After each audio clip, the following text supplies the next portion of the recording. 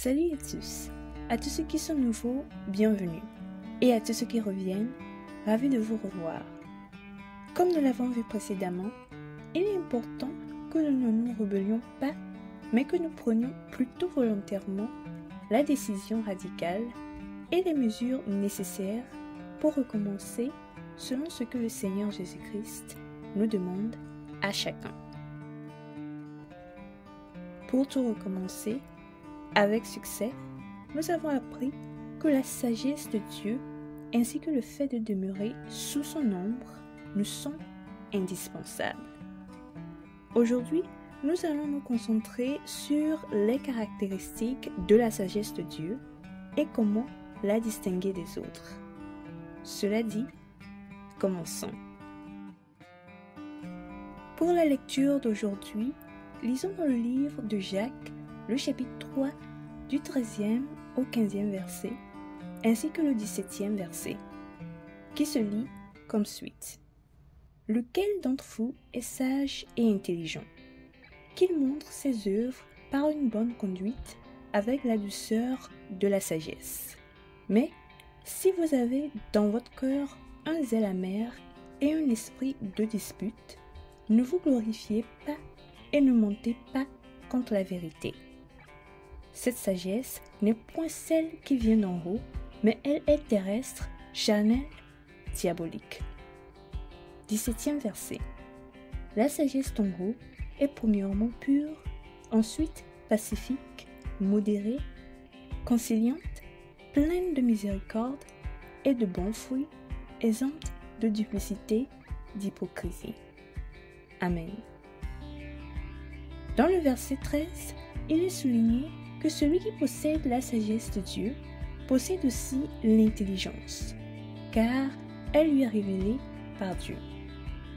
Et cette personne doit montrer ses œuvres par une bonne conduite avec la douceur de la sagesse. Ce qui signifie que sans la sagesse de Dieu, il n'y a pas de douceur. Et sans douceur, la progression d'une personne dans tout ce qu'elle fait s'arrêtera. Maintenant, gardons l'esprit que vous souhaitez recommencer les choses pour lesquelles vous avez reçu une conviction de Dieu. Pensez-vous que jusqu'à présent, dans votre parcours, vos actions sont démontrées par une bonne conduite avec la douceur de la sagesse? Si oui, alors vous avancez avec la sagesse et l'intelligence de Dieu.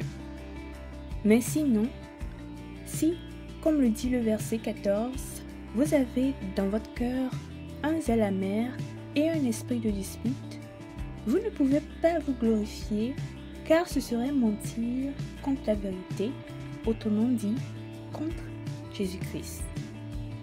Et en plus, cela démontre que vous avez, malheureusement, une autre sagesse qui n'a rien à voir avec celle de Jésus-Christ et qui, selon le verset 15, n'est point celle qui vient d'en haut, mais est terrestre, charnelle, diabolique.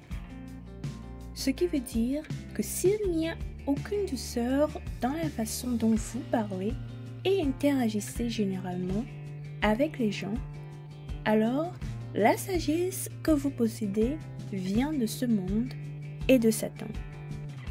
Maintenant, pour éviter que plusieurs portes ne se ferment pour vous et que votre progression dans tout ce que vous avez recommencé ne soit à nouveau interrompue, rejetez toute sagesse de ce monde et de Satan et acceptez de recevoir la sagesse d'en haut que la parole de Dieu dit est premièrement pure, ensuite pacifique, modérée, conciliante, pleine de miséricorde et de bons fruits, exempte de duplicité, d'hypocrisie.